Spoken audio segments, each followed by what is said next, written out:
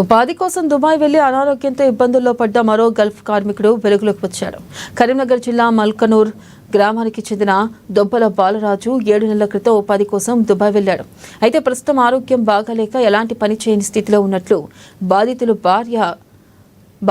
భార్యకు selfie video తీసి పంపించాడు. ఇక ఇండియాకు వెళ్తానంటే పంపించకుండా పాస్పోర్ట్ సామాగ్రి తీసుకుని యాజమాన్యం ఇబ్బంది పడుతున్నట్లు వీడియోలో వెల్లడించారు. ఇక దీంతో తన భర్తను ఇండియాకు వచ్చేటట్టు చేయాలని సీఎం రేవంత్ రెడ్డి మంత్రి పొన్నం ప్రభాకర్ను వేడుకుంటున్నారు.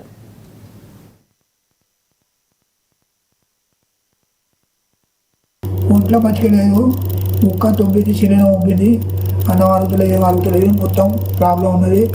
కాలు ముందుకు వస్తుంది, మొత్తం బిల్కులు శాతం అవుతున్నాయి. నాకు నేను ఉండగలుగుకోలే ఇక ఈడ దేశంలో మొత్తం నాకు ఇక అగులు పూలు అవుతుంది.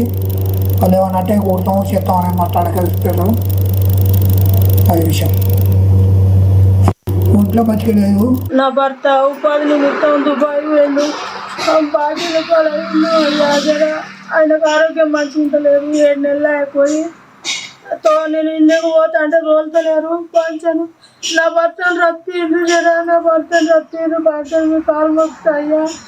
నా భర్త మా ఇంటికి వచ్చేటట్టు చేయరు పంచాను అయ్యా, కాలు మొక్కుతా పంచాను.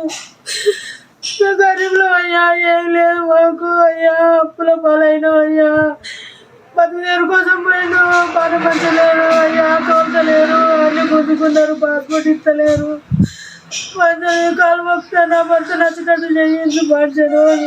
మా డాడీ ఇక పని దొరకలేదని దుబాయ్ పోయాడు. దుబాయ్ పోయినాక 7 నెలలు పని చేసిండు.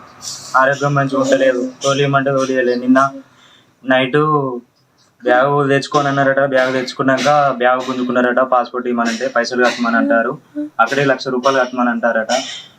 ఇట్లా దయచేసి మా డాడీని ఇండియాకి రప్పని మీకు దండం పెడతాం, కాలు మొత్తం జర ప్లీజ్. మా డాడీ కావాలా, మా డాడీని ఇక్కడికి వచ్చినాక ఎట్లా అన్నట్లే పొన్నం ప్రభాకర్ గారు మీరు